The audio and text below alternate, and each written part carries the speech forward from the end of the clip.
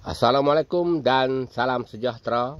Saya Rosling HM hari ini ingin berkongsi sedikit maklumat mengenai semburan racun kulat agar bunga mangga harum manis lekat putik di musim hujan yang berpanjangan.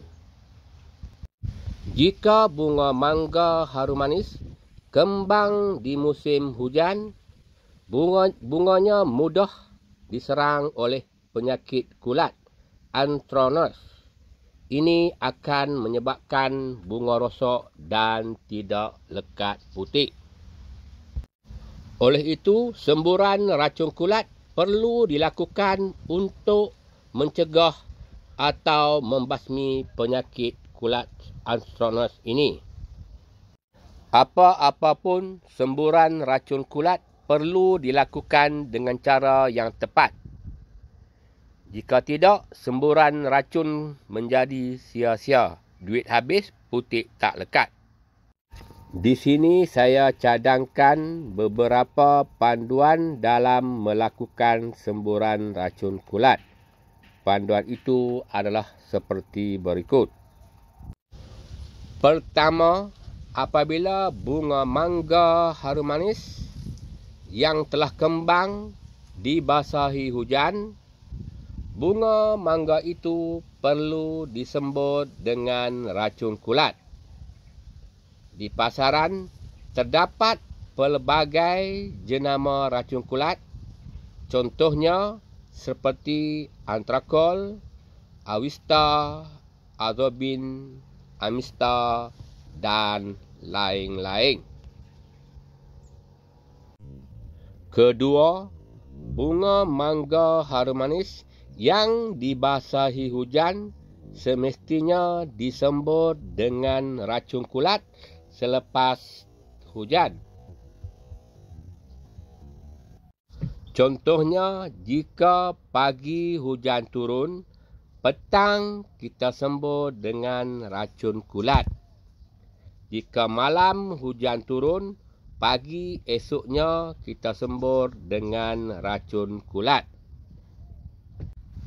Bagaimanapun, jika kita ada kekangan, kita boleh lakukan semburan racun kulat selang sehari selepas hujan.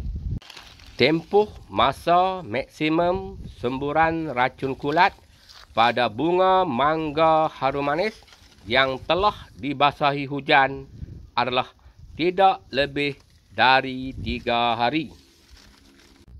Ketiga, sukatan racun kulat yang digunakan adalah berbeza mengikut tahap-tahap hujan. Contohnya, jika kita meracun untuk pencegahan bunga di masa panas, kita gunakan 20 gram Anthracol dicampur dengan 10 liter air. Seterusnya, jika kita sembur racun untuk membasmi kulat di musim hujan, kita gunakan 40 gram Anthracol dicampur dengan 10 liter air. Bagaimanapun, jika berlaku situasi di mana hujan turun tanpa henti sehari demi sehari, kita perlu juga lakukan semburan pada masa itu. Kita lakukan semburan racun kulat pada hari ketiga di masa hujan berhenti sekejap dengan sukatan Anthracol 50 hingga 60 gram dicampur dengan 10 liter air.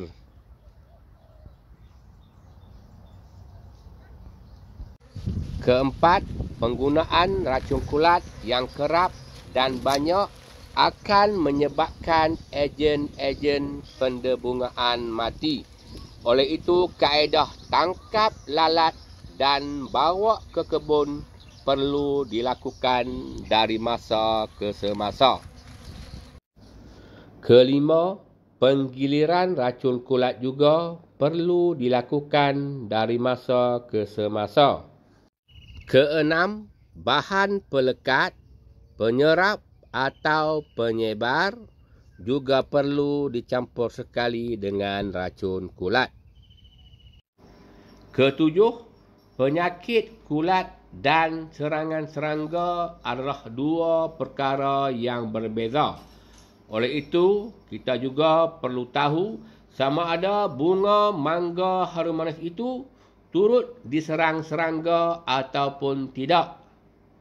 Jika bunga mangga harum manis itu turut diserang serangga, maka semburan racun kulat sahaja tidak akan berkesan. Kelapan, kita perlu ada komitmen yang tinggi dan tidak mudah putus asa. Semburan racun kulat perlu dilakukan selama sebulan lebih untuk menjaga bunga yang sedang kembang sehingga ia menjadi putik buah. Anggaran kos sekali semburan racun kulat untuk sepokok mangga harum manis adalah di antara RM1 ke RM2 termasuk upah buruh.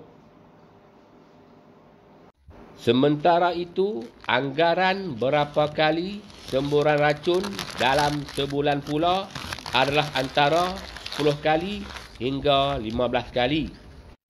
Kesembilan, semburan racun kulat pada bunga mangga harum manis perlu dibuat secara basah atau lencun. Bagaimanapun, kita tidak digalakkan untuk mengulangi semburan racun kulat kali kedua pada waktu yang sama. Sekian dulu untuk kali ini. Bertemu lagi kita di masa akan datang. Saya Rosli HM. Sekian, terima kasih.